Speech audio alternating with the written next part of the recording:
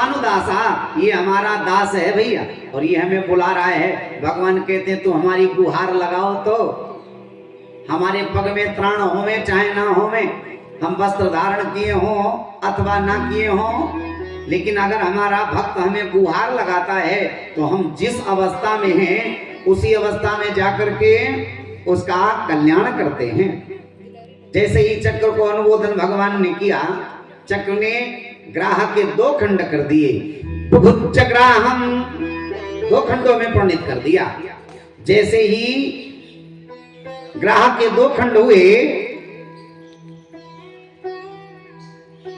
सुखदेव जी कहते हैं राजन एक सुंदर सी देह धारण करके वह ग्राह भगवान के सामने हाथों को जोड़ करके खड़ा हो गया। परीक्षित जी कहते महाराज ये है कौन? तो कहते हैं ये हुहु नाम का गंधर्व था। ग्राह हुहु और हाहा नाम के 2 गंधर्व हैं जो देवताओं को हंसाया करते हैं, हास्य परिहास कराया करते हैं। जैसे हमारे यहाँ रामलीला होती है ना, एक कॉमिक आता है अर्थात जोकर जिसे कहते हैं, उसका कार्य है हंसाना। तो ऐसे ये देवताओं के भी हैं हुहु और हाहा नाम के गंधर्व, ये हंसाया करते हैं। एक दिन देवल महात्मा गंगा जी में स्नान कर रहे थे, सूर्य को जल ही दे रहे थे, उसी समय ये हुहु नाम के गंधर्व ने डुबकी लगाई और देवल महात्मा का पैर पकड़ लिया। जैसे ही देवल महात्मा का पैर पकड़ा, देवल महाराज डर गए, जल में गिरने वाले ही हैं। उसी समय ये हाथ जोड़ करके और जोर जोर से हंसने लगा, कहो महाराज डर गए ना? देवल महात्मा कहने लगा रे तुम तो हमारे प्राणों को ही निकाल देते, ऐसा दुष्ट कार्य कर रहे हो, जाओ जल में, इसलिए तुम ग्राह बन जाओ। इसने पैरों को पकड़ लिया, रोने लगा, महाराज हमने इतना बड़ा कौन सा अपराध किया था, पैर ही तो पकड़े थे आपके। देवल महात्मा कहते हैं जाओ बेटा आज से पैर पकड़ना बंद नहीं करना, तुम्हारा उद्धार हो जाएगा, बस ये काम ना छोड़ना। तो जैसे ही ग्राह का पैर पकड़ा, सो ग्राह ने गजेंद्र का पैर पकड़ा, उसका उद्धार हो गया। ये गजेंद्र कौन है? ये इंद्रदुम्न नाम का राजा है। एक बार दुर्वासा जी उधर से आ रहे थे और ये गज की तरह खड़ा रहा, उन ब्राह्मणों को प्रणाम नहीं किया।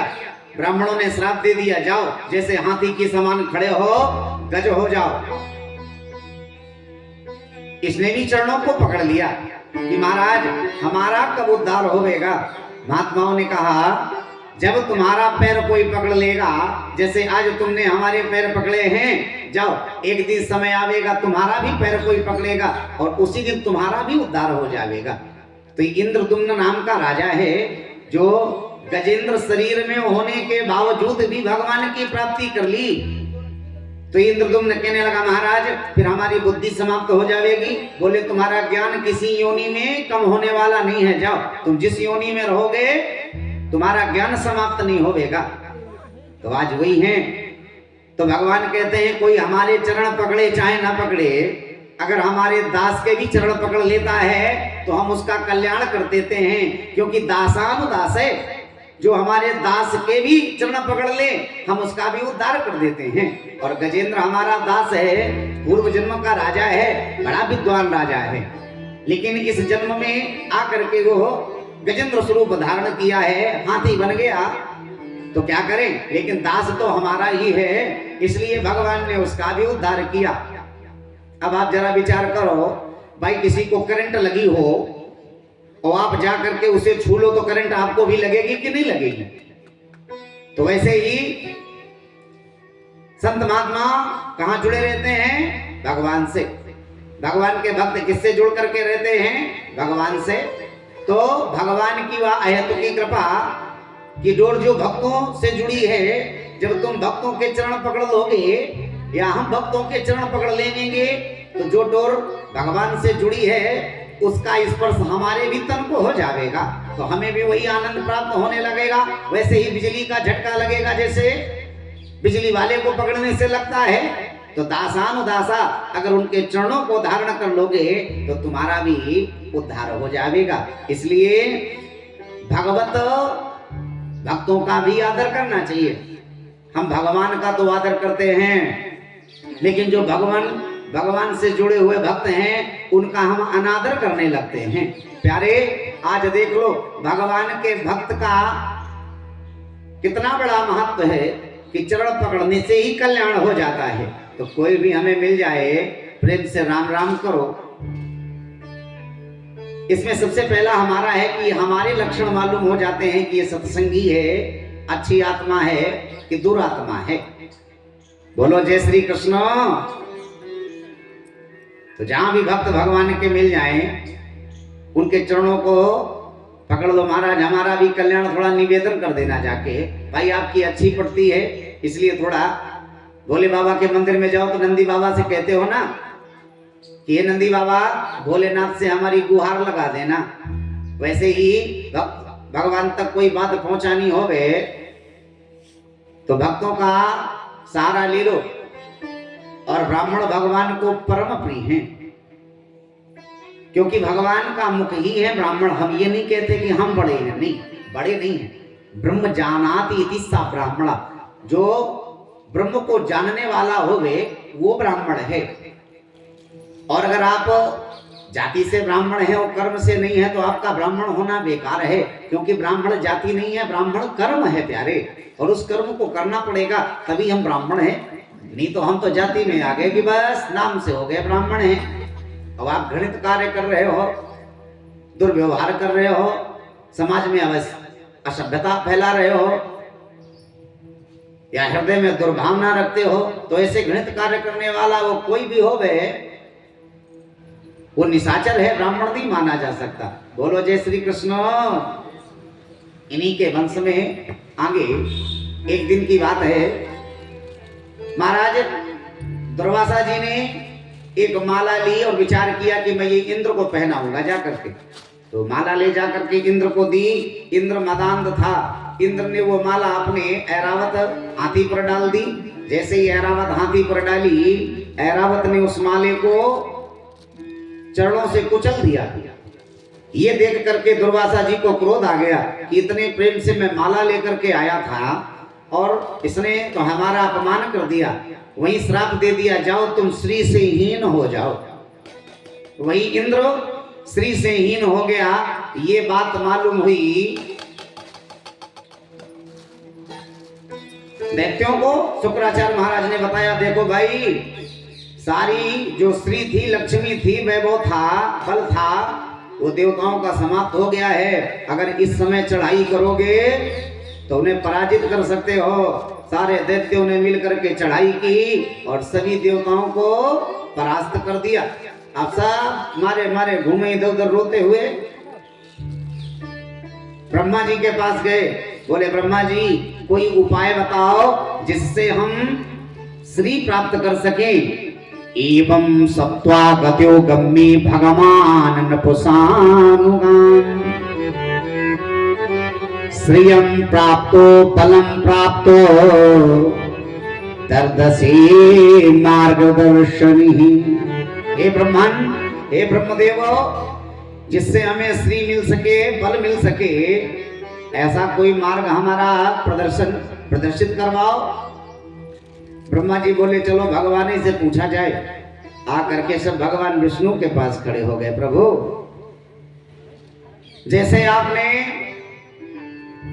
गजेंद्र पर प्रेम किया, प्रीति की, ग्राह पर कृपा की, इदमहाम हरिर प्रीतो गजेंद्रम पुरुषोत्तमम वृषणावताम सर्वभूतानाम सर्वभूतमयो विभू। जैसे आपने इन सब पर कृपा की है, वैसे ही इन देवताओं पर कृपा कर दो। भगवान ने कहा क्या बात है, बोलो भाई। बोले सरकार, हमारा तेज और सारा बल समाप्त हो गया है, हम उसे कैसे प्राप्त करें। भगवान ने कहा वो तो समुद्र में चला गया, समाहित हो गया है, तो समुद्र में समा गया है। अगर तेज बल यश कीर्ति चाहते हो तो समुद्र मंथन करो, और जब तुम समुद्र मंथन करोगे तो तुम्हें बल भी मिलेगा और तुम्हारी लक्ष्मी भी मिल जाएगी। लक्ष्मी मैया का प्रादुर्भाव कहां से हुआ है? समुद्र से। तो इसलिए ये समुद्र में समाहित हो गई हैं और समुद्र मंथन अकेले नहीं हो सकता है। तो बोले महाराज फिर क्या करें? बोले जाओ दैत्यों का सहारा लो। बोले वो हमारे साथ तैयार नहीं होंगे भाई, हमारी अच्छी नहीं बनती है ना उनसे, और अच्छी अगर बनती होती तो तैयार हो जाते। तो यही भगवान ने अही और मूसक की कहानी सुनाई। अरे देवताओं, एक बार एक पिंजड़े में सर्प कहीं से आके बंद हो गया और बाद में उसी में एक चूहा आकर के बंद हो गया। अब निकलने का मार्ग ना मिले, चूहा बेचारा एक जगह बैठा। तो सर्प ने कहा देख भैया तू डर मत, मैं तेरा भक्षण नहीं करूंगा। ऐसा कर तू पिंजड़े को काट दे और हम दोनों स्वेच्छा से बाहर निकल जाएंगे। तो चूहे ने पिंजरा काट दिया। सर्प ने पहले तो उस चूहे का भक्षण किया और बाद में उस पिंजरे से निकल गया। तो कभी कभी दैत्यों से भी मित्रता करनी पड़ेगी काम बनाने के लिए, और हाथ पैर जोड़ना पड़े तो जाओ जाकर के जोड़ लो। तो सारे देवताओं ने आकर के दैत्यों से कहा चलो भाई समुद्र मंथन करना है, इसलिए हमें आपका सहयोग चाहिए। दैत्यों ने कहा हम काहे समुद्र मंथन करें जाकर के? बोले महाराज समुद्र मंथन जब हम करेंगे तो हमको अमृत मिलेगा, और जब अमृत मिलेगा तो दोनों भाई पिएंगे, जिससे हम कभी समाप्त नहीं होंगे, खूब लड़ेंगे, रोज मरेंगे। तो अमृत का प्रभाव है कि वो समाप्त नहीं होता है, मरता नहीं है। तो लड़ाई तो चलो हम दोनों की है, होती रहेगी, लेकिन समुद्र मंथन करो चल के भाई। लालच के बिन कोई नहीं जाता है। कोई बाहर से वस्तु मंगवानी हो बाजार से, और घर में कोई छोटा बच्चा हो, उसे थोड़ा सा लालच दे दो, बेटा जाओ जाकर के तुम भी ये ले लेना और हमारी वस्तु लेकर के आ जाना। वो दौड़ के दुकान चला जाता है कि नहीं? तो अगर दैत्यों को तुम लालच नहीं दोगे, लोभ नहीं दोगे, प्रलोभन नहीं दोगे, तो वो तुम्हारे साथ आने वाले नहीं हैं। दैत्य तैयार हो गए। बात तो तुम बहुत बढ़िया कह रहे हो, चलो चल करके समुद्र मंथन किया जावे। लेकिन समुद्र मंथन के लिए इतनी बड़ी मंथानी कहां से आवे? तो भगवान ने पहले ही कह दिया था कि जब दैत्य तैयार हो जावे तो जाके मंदराचल पर्वत उठा लाना, और वो अकेले नहीं उठा के ला पाओगे। जब दैत्य तैयार हो जावे तो जाना। तो सारे दैत्य और देवता चल दिए और मंदराचल पर्वत को उठाया। मंदराचल पर्वत को उठाया तो उठाना पावे जाने कितनों देवताओं के दैत्यों के हाथ पैर टूट गए। जब हाथ पैर टूट गए तब ये कहने लगे महाराज हम जाने वाले नहीं हैं, कर्मम तुसितम तन्यो, ये कार्य हम नहीं करेंगे। फिर देवताओं ने भगवान की गुहार लगाई, स्तुति की। तो भगवान ने उस मंदराचल पर्वत को ऐसे उखाड़ करके गरुड़ पर रख लिया जैसे मतवाला कोई हाथी कमल का पुष्प सरोवर से उखाड़ करके और सूंड में दबा लेता है। भगवान ने एक हाथ से उसे उठा करके रख लिया।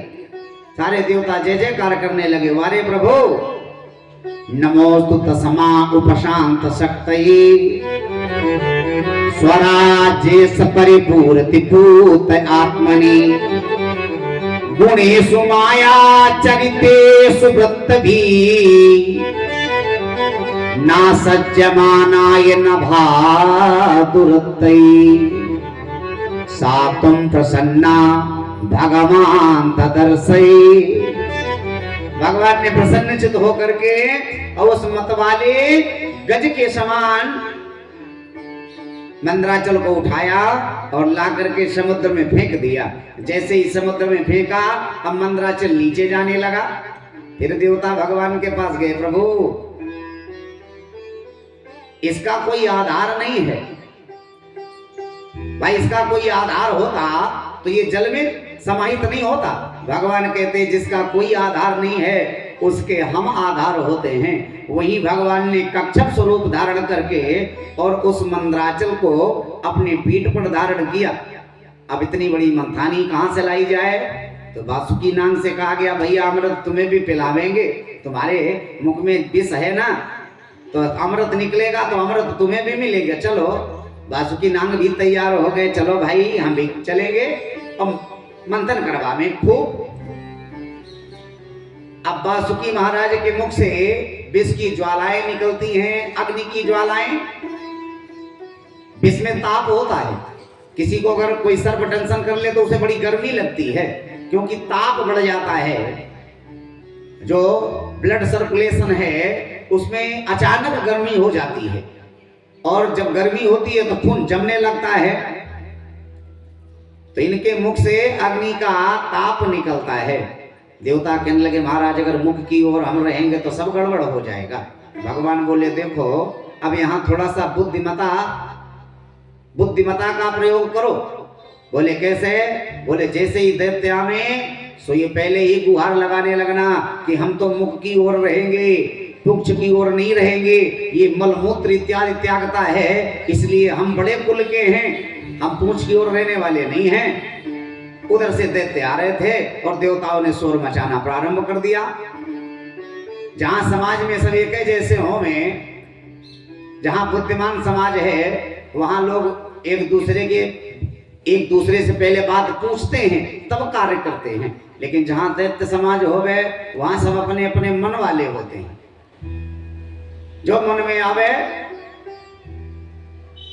तो देवताओं ने पहले ही शोर मचाना प्रारंभ कर दिया, देखो भाई हम पूंछ की ओर लगने वाले नहीं हैं, क्योंकि ये मलमूत्र इत्यादि त्यागता है। दानव कहने लगे तो हम भी लगने वाले नहीं हैं, ये समझ लेना। क्या हम छोटी जाति के हैं? हम भी तो बलवान हैं और बराबरी वाले हैं। देवता तो चाहते ही थे कि आओ तुम मुख की ओर। भगवान बोले कोई बात नहीं, इन्हें मुख की ओर पकड़ लेने दो। अरे देवताओं तुम सब पुक्षी की ओर आ जाओ। मंथानी बनाई गई और मंथन होना प्रारंभ हो गया। तो जैसे ही मंथन प्रारंभ हुआ पहले हलाहल नाम का विष निकला।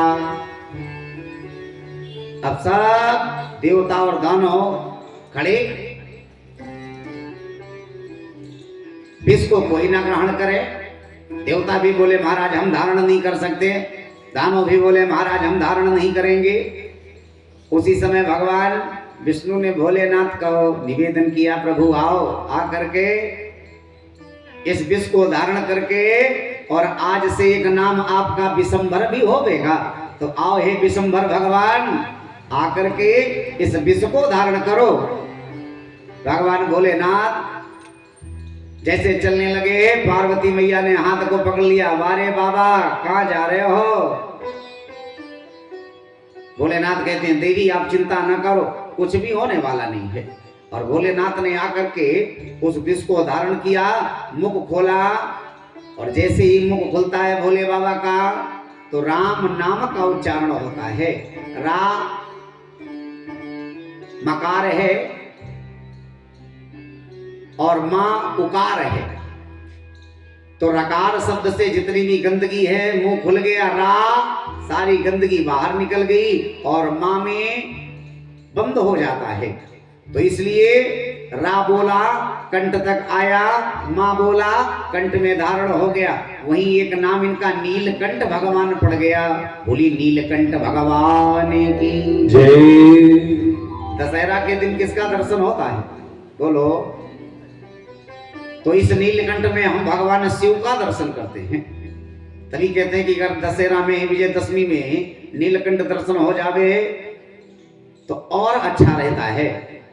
उसी दिन भगवान श्री सीताराम जी ने रावण का वध किया है, इसीलिए विजयदशमी मनाते हैं। उस दिन बुराई पर अच्छाई की विजय होती है। तो सत्य या सत्यता का स्थापन दिवस माना जाता है। भगवान श्री राम जी सत्य हैं। माता कहने लगी सरकार अगर आपको कुछ हो जाता तो कहते भोलेनाथ कहते देवी हमारे मुख में हमेशा राम रहता है, और जब हम विष धारण करेंगे और मुख में हमारे है राम, तो विष जब राम से मिलेगा तो फिर इसका विश्राम हो जाएगा। विष धन राम बराबर विश्राम हो जाता है। तो इसीलिए कहा जाता है भैया हमेशा मुंह से भगवान का भजन करो। कुछ भी धारण करोगे, विष भी अगर खा जाओगे मानो तो वो भी अमृत बन जाएगा। मीराबाई ले जा करके जहर का प्याला पिलाया गया था। और मनमोहन के नाम उच्चारण से वो जहर का प्याला भी अमृत बन गया। क्यों? ये मीरा की महानता नहीं है, ये भगवान के नाम की महानता है। तो अगर हम परमात्मा के नाम का उच्चारण करते रहेंगे प्यारे, तो कोई भी कितने भी प्रयत्न कर लेवे, लेकिन हमें समाप्त नहीं कर सकता है। ये तो भगवान खुद ही कहते हैं कि तुम हमारे होकर के तो देखो प्यारे, फिर तुम और तुम्हारी सारी चिंताएं हमारी हो जाएंगी, फिर तुम्हारा कुछ भी नहीं है। तो भगवान को हमेशा इस मुख से परमात्मा का नाम उच्चारण ही करो, तभी इसीलिए मुख दिया गया है। और संसार में अगर लगाओगे तो सब गड़बड़ होगा। एक बार तुम्हारी उल्फत का गरे हमको नजारा हो जाता, एक बारी तुम्हारी उल्फत का हमको भी नजारा हो जाए, बार तुम्हारी उल्फत का करे हमको नजारा हो जाता, तुम्हारी उल्फत का हमको भी नजारा हो जाए, तुझे मंजिल आसा हो जाती, तुझे दिल को सहारा हो जाता, तुझको मिल जाती कुछ हमको इशारा हो जाता।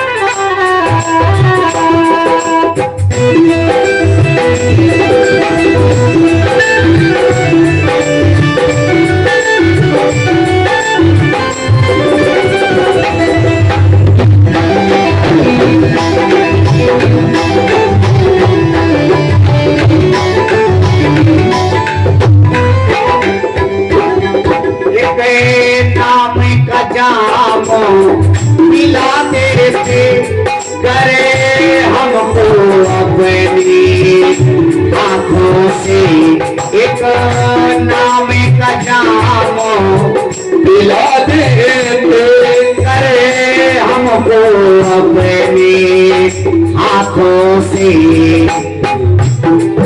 इसे जन्म मरने की बंधन से, इस जन्म मरने बंधन से मेरा छुटकारा हो जाता, जन्म मरने की बंधन से मुझको तुम सहारा हो जाता, तुझे मंजिल आसा हो जाती, तुझे दिल को सहारा हो जाता, तुझे मंजिल आसा हो जाती, तुझे दिल को सहारा हो जाता।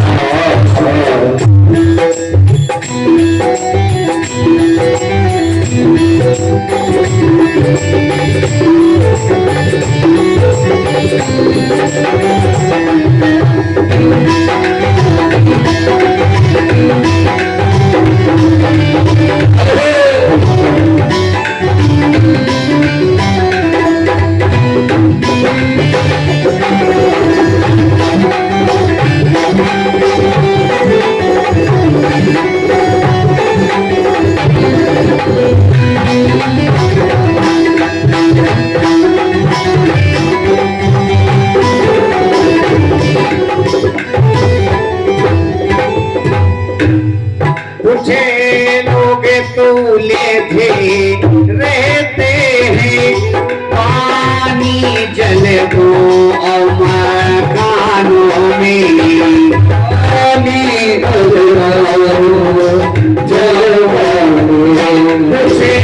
लोग तूले भी रहते हैं पानी जल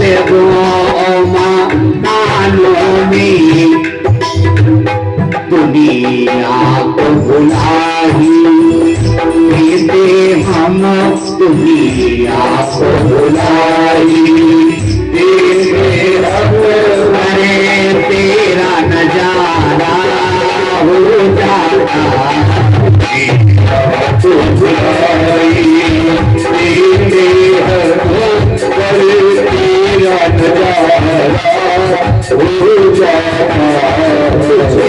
मंजिल आसान हो जाती तुझे दिल को सहारा हो जाता मंजिल आसान हो जाती तुझे दिल को सहारा हो जाता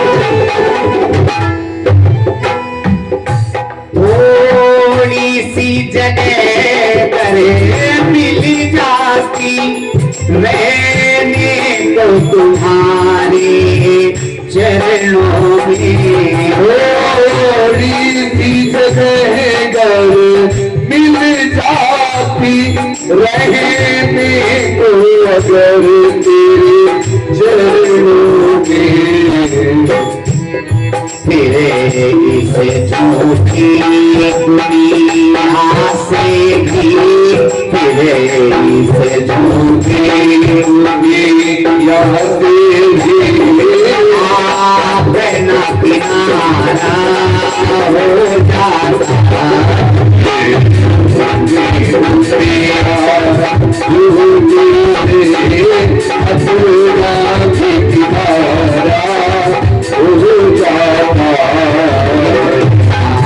तुम्हारी मेहनत भाग है हमको नजारा हो जाता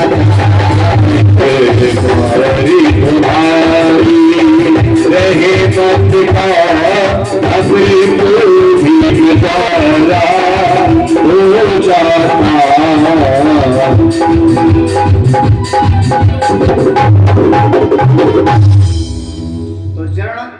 जन्म मरण के बंधन से कौन डरे?